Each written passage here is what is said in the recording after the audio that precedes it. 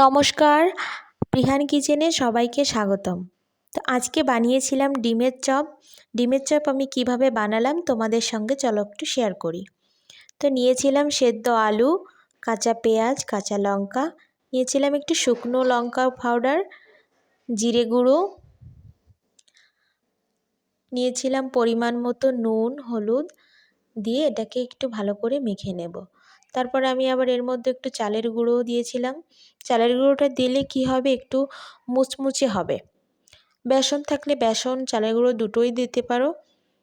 আমার কাছে বেসন ছিল না, তো ভালো করে আলুটাকে মেখে নেব।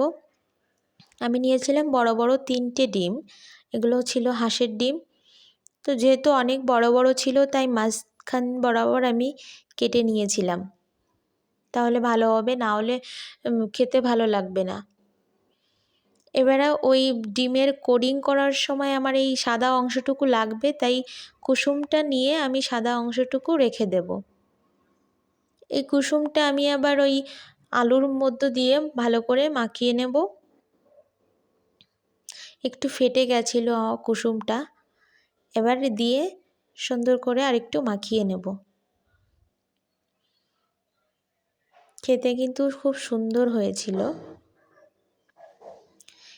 এবার কি করব, ওই ডিমগুলো আলুর মধ্যে দিয়ে দেব। এবার ডিমটা দিয়ে আরও একটু আলু নিয়ে পুরো ডিমটা আমি ঢেকে দেব। অনেক বড় বড় হয়ে গেছিল, মনে হয় আরেকটু কাটলে ভালো হতো। তো এই দেখো, আর আমার ডোটা একটু মনে হচ্ছে নরম হয়ে গেছিলো, আর একটু শক্ত হলে ভালো হতো। আমি একটু হাতে চালের গুঁড়ো দিয়ে নিয়েছিলাম। তো এভাবে করে আমি সবগুলো বানিয়ে নেব।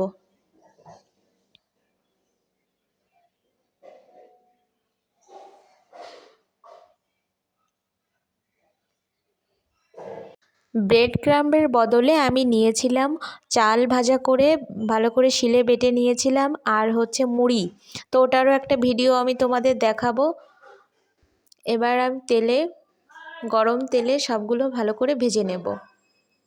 একটু লো মিডিয়াম আঁচে ভাজতে হবে।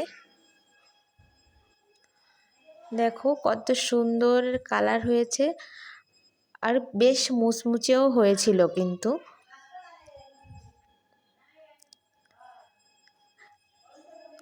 সবাই খেয়ে খুব প্রশংসা করছিল, মানে বেশ ভাল লাগছিল খেতে।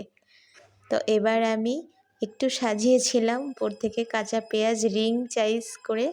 টাটা সবাই।